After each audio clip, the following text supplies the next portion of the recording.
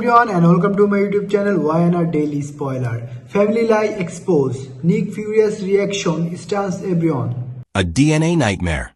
When Phyllis divulges Summer's DNA, Nick grabs her by the neck for betrayal. The kind of glittering, dangerous poise that Phyllis Summers had always carried around like a piece of jewelry was evident. Her smile was polished enough for the front page, but her eyes were restless and fixated. She hadn't gone to the gala for the great press. She had come because the fall is dramatic when a secret is spat into the open at the right height, and confessions are harder to ignore in big crowds. Summer Newman glided through the crowd with her pink outfit, stolen optimism, and the kind of smile a young woman learns to wear when her life is in the news. She greeted her loved ones and spent some time joking around with those she didn't know. The city had taught her to be both an open wound and an armor. Nick Newman, who played the role of a loving patriarch, was at the center of it all. He moved with the effortless confidence of a man used to being relied upon. He was adored by the gala photographers. He was a man who kept track of his family's history like a ledger, but he was also viewed by others as a legacy savior. Until Phyllis's eyes met his from across the room, he was radiant and carefree tonight. It started out modestly, with a quick look and an old grudge masquerading as interest. As Phyllis took the stage to introduce a speaker, the lights brightened. Cameras swooped. The customary applause intensified. Then Phyllis took a deep breath and stepped away from the script. Her voice was as cold as cut crystal. "There's something I want everyone here to know before we continue," she said. "Something important for the Newman family and Summer." Murmurs crackled like ice throughout the room. Summer's smile vanished. Nick's posture stiffened in a way that more cameras would notice than human eyes. Phyllis continued, "I have a lab report here." With a small, deadly display, she held out a manila packet. One that, in my opinion, provides an answer to a question that we have all debated for years. Nick's assistant blinked when a project's timeline collapsed. Victor's jaw tightened. Sharon's hand clutched the wine glass as if to steady herself. "Phyllis, this isn't the time," Nick retorted before rumors could start circulating among the crowd. "Yes, Nick," she said in a terrible but quiet interruption. "But it appears to be. Because some realities depend on the light." She took out the paper slowly and carefully, then started to read. Her calm voice caused the room to bend as if the air itself had an ear. The tests indicate that Summer Newman has a 99.999% chance of not being Nick Newman's biological daughter. The words were like a detonator. Summer's fork made a clattering sound on her plate. In the middle of a word, conversations ended. Cameras clicked, like traps clicking shut. No matter how clever the Newman machine was, nothing could prevent bone-deep shock. Summer seemed to have woken up in a different world as she stared at Phyllis. "What?" she uttered in an honest tone. "That's not possible. That's wrong." Without flinching, Phyllis said, "It's what the lab shows." No one else would listen, so I had it done. "You all deserve to know the truth." The statement caused Nick to react, as if it were a knife aimed at his chest. "You did this without our consent," he commanded in a low, menacing voice. "I had to," Phyllis replied. "Summer should know who she is. The Newman name ought to be connected to the truth." The eyes turned to Victor. He was a slow-moving man who always considered his options before taking action. Finally, he said, "You can't do something like this and expect it not to hurt people." Phyllis shrugged. "I am capable of doing whatever I need to." Summer felt the floor shift. The event was transformed into a stadium. For a few dizzying heartbeats, she lost her identity. All she remembered was the hallway of a childhood home, the reassuring voice of a mother, and the promises that keep a girl safe. All of a sudden, these guarantees seemed shaky. She said, "I need to know because meaning mattered in that strange smallness, in that one woman's core." Phyllis smiled in a rather depressing way. "You will," she answered. Nick's face was covered in an iron mask of anger. The protective father rose like a tidal wave, not so much in motion as in the sudden seismic change from serenity to rage. "How dare you reveal private medical information at a public event?" he yelled. "For what reason? Your personal cause." "After everything, you don't get to ask me that," Phyllis shot back. They were once lovers, rivals, and messy allies, and their old chemistry ignited like a live wire. Nick, you have secrets. You've had your counselors and marriages. I gave Summer stability, but the reality. Nick stopped her in her tracks. Nick's other hand closed around Phyllis's throat as he crossed the stage and grabbed the paper with a trembling hand, shocking her more by its brutality than by its potential. The room became chilly. Hands found the hem of suits, collars, and shoulders. Victor made a lunge. Nick had hot, iron-like fingertips. Someone had finally given Phyllis the kind of melodrama she'd both desired and feared, and her eyes bulged with a look that combined terror and fierce ecstasy. Security shut down. You should be ashamed. How dare you? Nick growled into her ear, his voice choked with rage. Nick, Phyllis gasped, making a small, sudden sound as if the air itself had been stolen. The moment cracked open like a courtroom door and then slammed shut, causing people to yell, cameras to click frantically, someone to call the police, and someone to call medical services because they thought Phyllis might need one soon. Nick's face turns white when the world betrays men who are used to being in charge, and he curses like a man who has just lost all sense of self. Phyllis gripped her throat, breathless and angry, bloodless and unbowed, before the grasp could do any more damage. Summer slumped into a chair, as though the room beneath her had disappeared.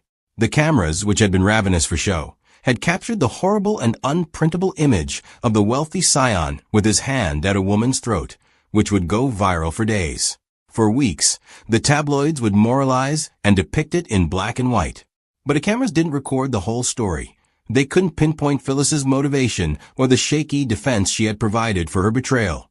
And they couldn't show how nobody in the room had questioned.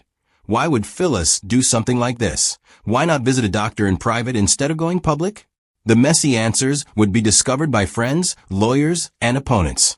A few hours later, Nick paced outside, haggard and worn, with his fingers to his face, where fatigue had become a permanent map, while Phyllis sat in the deafening silence of the hospital emergency room with an ice pack against her throat and a bruise on her dignity, while police officers took statements.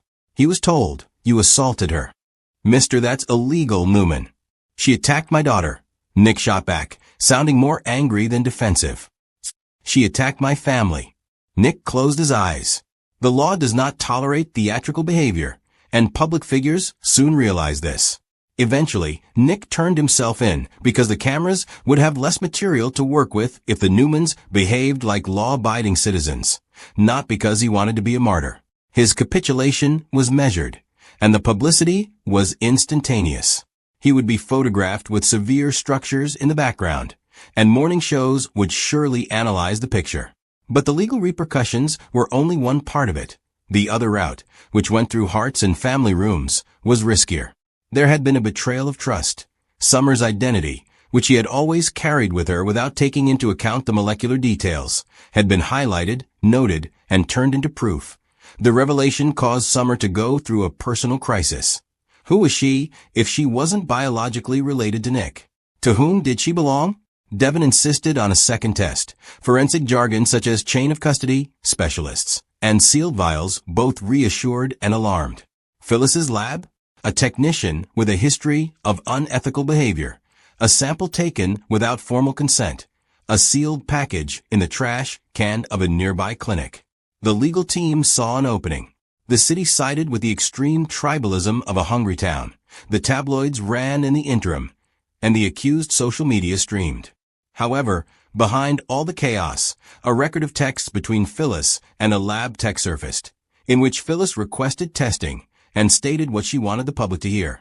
Some of the texts were harsh, like "if they'll never believe me, they'll at least hear it," while others were kinder, like "Summer deserves the truth even if it hurts us all."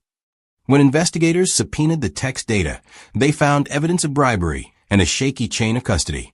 Devon smiled the way lawyers do when patterns line up. It seemed like the first test might have been compromised. He called Nick from his place of employment and said, "We can put this to bed. But we have to be above criticism. Get Summer retested. Keep everything under wraps. And no public outbursts, Mr. Newman. They'll take advantage of it." Nick agreed, but legalities don't always correct the moral compass of men in this town. He had sensed the betrayal in his bones. Phyllis had used medicine as a weapon. She had thrown a girl's identity as a spear into a reunion that was supposed to be about forgiveness and philanthropy. No legal brief could totally erase the human reasoning behind Nick's response, despite its unacceptable form.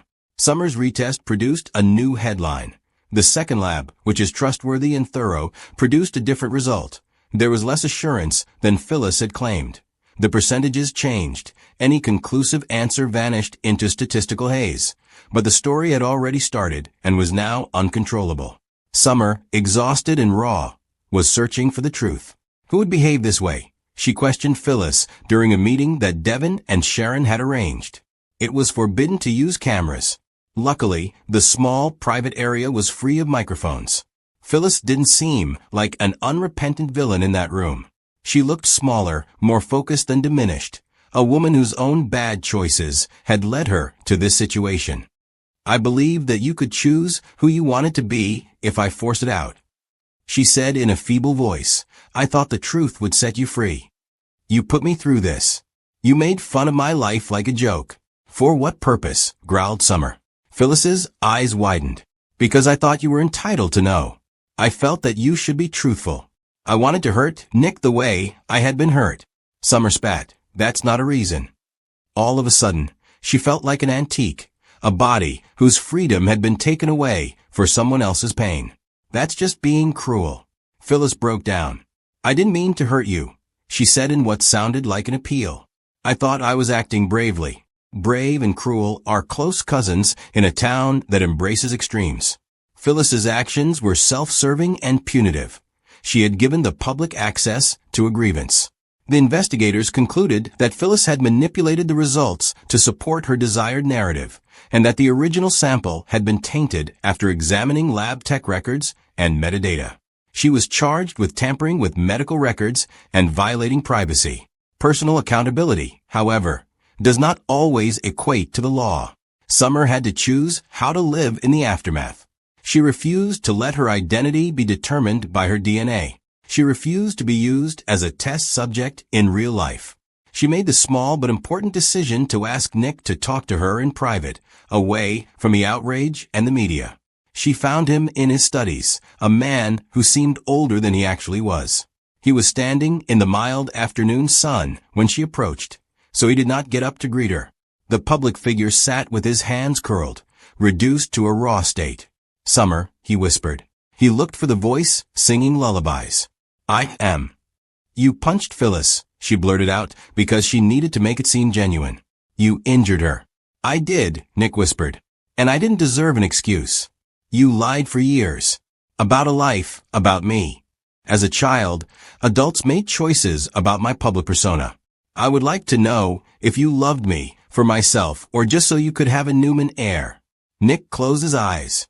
I made mistakes, but I also reared you and protected you. Significant errors.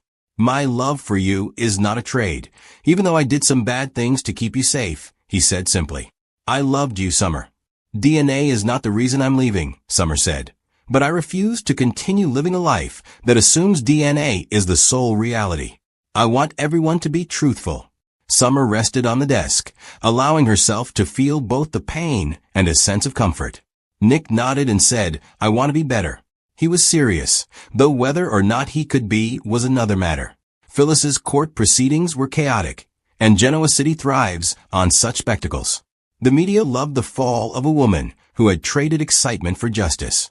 After pleading guilty to tampering, Phyllis was sentenced to community service, fined, and required counseling. The plea was a formal admission that her actions had actually caused harm to others, and for Phyllis, it was also an opportunity to make amends. Nick apologized in a statement for what he had done, but words don't mean much if the hands that gave them had previously crushed throats. He had to deal with a suspended public censure, shareholder outrage, and rumors that the Newman leadership was unstable. Ultimately, Summer came to the unexpected conclusion that her DNA would not define who she was. She updated her social media accounts with words instead of proof, a declaration of identity independent of chromosomes. I am many things. Flawed and kind, a woman, a friend, and a daughter. I refuse to serve as a test subject in someone's conflict. The story of the gala, the lab, the choking, and the confession reverberated for months. The legal ramifications were only a small part of Phyllis's hangover. The social ramifications, such as the friends who deserted her and those who would never trust her again, were more serious. The city shrugged, but it had to move on. In addition to seeking private therapy, which the Newman public had occasionally heard rumors about but seldom acknowledged, Nick tried to repair public life with careful glue and many hours of sculpting, much like one restores a broken vase. The arrest report was a minor black mark on a life full of bigger ones, and it weighed heavily on his record. Simple choices like an internship at a nonprofit, brunches with true friends, and counseling to deal with the peculiarities of identity under public scrutiny helped Summer rebuild herself after months of being under scrutiny. Despite the tension, her friendship with Phyllis remained intact. Phyllis occasionally showed up at Summer's apartment door in secret, and they exchanged hesitant syllables about what had been done and what could be fixed. Summer refused to let Phyllis off the hook, but she also refused to let the betrayal define who she was. This story, like many others in the city, ended on a complicated, intimate note. It began with a manila envelope and a public confession. Mistakes were made. People hurt each other. Some tried to pay with actual money, some with reputations, and some with legal fees. The dramatic image of Nick's hand at Phyllis's throat would eventually be interpreted by pundits as a lesson about the repercussions of weaponizing private lives, acting improperly in the name of morality and public violence. For those who had personally experienced it, the message was more intimate. Identity is more than just a number on paper, truth matters, and permission counts. In the end, they discovered what it cost to defend a lie and what it occasionally required to try to make an apology from the messy, unpleasant, and human consequences.